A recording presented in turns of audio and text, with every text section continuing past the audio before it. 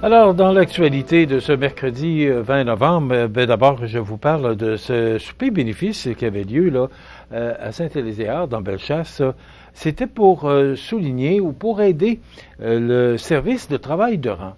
Moi, j'apprenais hier, à travers ce communiqué de presse-là, que ce concept de travail de rang est offert par des intervenants sociaux œuvrant auprès de la population agricole. Je ne sais pas si vous vous souvenez, on a reçu la copropriétaire de la ferme Pamphili récemment. D'ailleurs, on l'a repassé en diffusion la semaine dernière.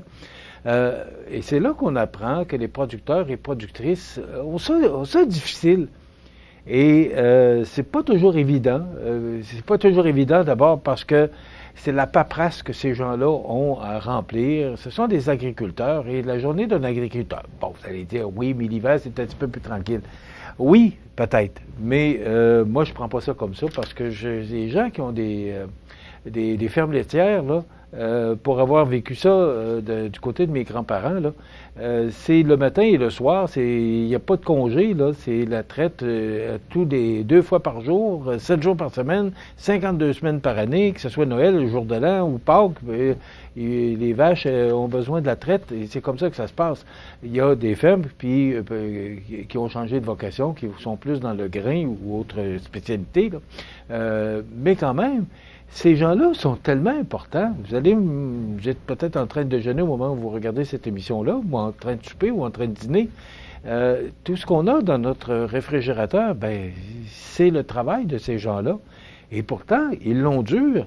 Et là, ce qu'on comprend, c'est que dans une démarche préventive, ces professionnels que je vous mentionnais, là, c'est les travails de rang, ces professionnels sillonnent les rangs à la rencontre des agricultrices et agriculteurs, ainsi que leurs familles, pour prendre le pouls de leur santé psychologique et leur fournir toute l'assistance nécessaire en les dirigeant vers les ressources appropriées.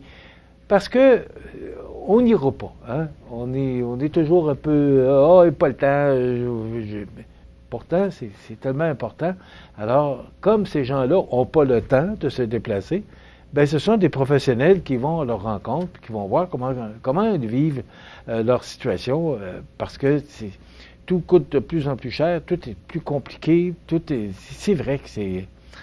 Mais c'est ça. Bon, alors, la Fédération générale régionale de l'UPA de la Chaudière-Appalaches, qui organisait cette première édition, écoutez, on avait 50 000 d'objectifs, mais on a atteint 70 000. Donc, ces argents-là vont servir pour aider, pour avoir des professionnels, pour s'assurer que ces gens-là, qui demeurent dans on dit les rangs, là, mais c'est principalement les fermes sont situées dans des rangs de la région. Donc, on va les aider. 25% du service dispensé sur le terrain par les 2 travailleurs de rang de l'organisme au cœur des familles agricoles, a expliqué M. Pascal Leclerc, président du comité de financement de l'organisme, deuxième président. Donc, c'est 25% de cet argent-là qu'on va prendre pour aider les agriculteurs et agricultrices. Les sommes additionnelles seront conservées pour veiller aux besoins futurs du service. Donc, c'est une belle initiative. Vous savez que l'UPA régionale, c'est 5500 fermes. Hein, et quand on parle de Chaudière-Appalaches, Jonathan le disait tantôt, c'est de Thetford aller jusqu'à Lillet, c'est la région de Chaudière-Appalaches. Après ça, ben, on est dans le Bas-Saint-Laurent, à partir des frontières de Lillet. Ben là, c'est Bas-Saint-Laurent. Et à partir des frontières de Thetford-Mines, ben là, on est... je me souviens pas, c'est quoi, là? C'est Montérégie. Je pense que c'est Montérégie. Je pense. Je suis pas sûr. Je pense. Maintenant, la ville de Montmagny, nouvellement certifiée municipalité amie des enfants. On a été municipalité amie des aînés, MADA. Ben là, on est municipalité amie des enfants. Donc, la ville de Montmagny, là, qui a tenu à souligner ça de façon spéciale. D'ailleurs, la photo parle d'elle-même, là. C'est qu'il y a une chaise qui maintenant sera installée, là. On appelle ça la chaise des générations, qui fait son entrée à l'hôtel de ville.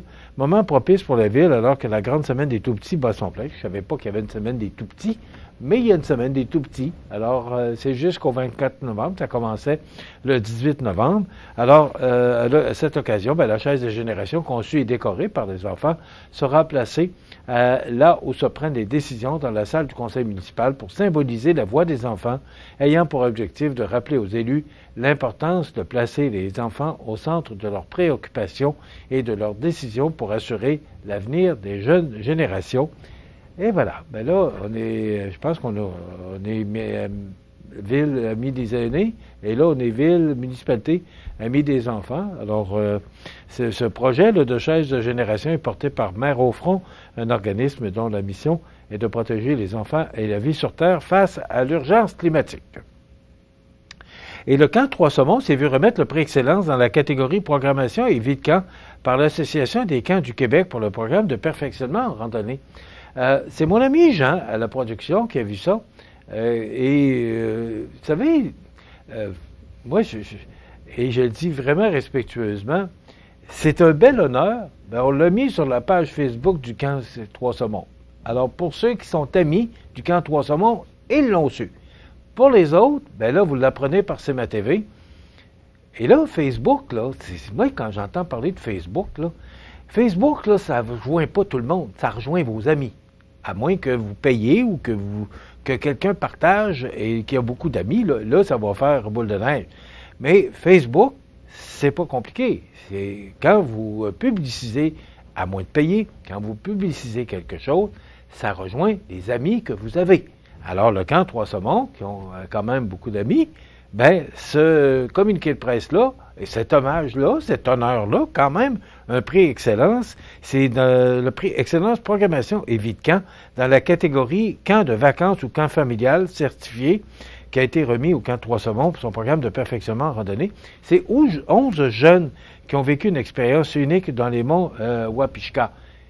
Mais si j'avais pas, si Jean avait pas vu cette nouvelle-là sur Facebook, je ne sais pas pourquoi il l'a découvert, mais en tout cas, parce que je pense pas que Jean Carbonneau soit ami avec le camp Trois-Saumons, parce qu'il n'y a pas beaucoup d'intérêt à aller au camp Trois-Saumons.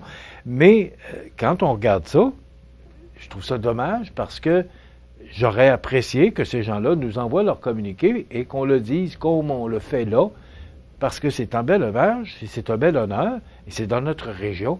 Vous savez ce que je pense de ça, comment c'est important pour moi, les entreprises de notre région. Alors, ben bravo, félicitations à tous ceux là, qui ont participé pour mériter ce prix. Et ce que j'apprenais aussi à travers, parce que je suis allé faire quelques recherches avant de sortir la nouvelle, c'est que le camp Trois-Saumons est arrivé le 29 juin 1947. C'est le premier campeur qui a foulé le sol du camp Trois-Saumons, mais c'est en 1945 que l'abbé Raoul Cloutier, ancien aumônier militaire et créateur des organisations des terrains de jeu, l'OTJ, je ne sais pas si vous vous souvenez de ça, l'OTJ, moi je m'en souviens, pour la ville de Québec, a acquis ses premiers terrains. Il y avait l'OTJ, puis il y en avait un autre aussi, il y avait une bâtisse rouge à côté de l'école Beaubien. J'oublie, j'ai un blanc de mémoire, là. Donc, les premiers campeurs séjournaient l'été 1947. Mais ce que j'apprenais aussi, c'est que les premières campeuses, pour leur part, ont pu participer au camp 1951. Et vous savez comment ça se passait dans ce temps-là. Alors, il y avait les garçons d'un bord du lac, puis il y avait des filles de l'autre côté du lac. Alors, c'est pour ça que les filles sont arrivées 4 ans plus tard. Alors, j'apprenais ça à travers le site web là, du camp Trois-Saumons. Alors, c'est tout à votre avantage et tout à votre intérêt que les gens sachent qu'il y a des belles organisations, il y a de beaux organismes chez nous qui performent, mais malheureusement, ils vont sur leur page Facebook puis on ne le sait pas. Alors, où ils mettent ça sur leur site web. Comme on est un média de masse, c'est qu'on est un média qui rejoint la masse. Là. On est sur un site web là, qui est très performant. On est sur Cogeco Câble, on est sur le câble de Saint-Pamphile, on est sur un réseau de télévision, il y a plus de 35 écrans, on est sur des panneaux d'affichage. Alors, on est un média de masse parce qu'on rejoint la masse, puis on va chercher tous les groupes cibles. Alors, si vous avez des bonnes nouvelles comme ça, faites-nous-les parvenir à nouvelles au pluriel en commercial-cmatv.ca, puis on va se faire un plaisir d'en parler. Puis même, peut-être, pourquoi pas vous inviter à venir nous en parler. Alors voilà, bravo au camp Trois-Saumons, qui existe depuis 1947, quand même. C'est digne de mention. Maintenant, il y avait beaucoup de choses d'autres dans l'actualité, mais comme le temps passe vite, ce que je retiens, là, c'est que hier, on parlait beaucoup de sécurité. Et on parlait, j'ai retenu ça, c'est dans le Journal de Québec de ce matin, la Russie qui a ici répondu à une attaque sur son territoire de l'Ukraine avec des missiles américains, attaque CMS. Est-ce qu'il le fera vraiment? L'arme nucléaire est encore évoquée. M. Poutine qui se sent un peu pris au piège par son intervention en Ukraine, parce qu'il y a beaucoup de pays qui sont impliqués là-dedans. C'est une histoire à suivre. Demain, Diane Ouellette avec sa chronique Place au hockey, et on reçoit Bernard Généreux, député. Alors, je vous invite à être des nôtres demain. Entre-temps, passez une bonne journée. À demain.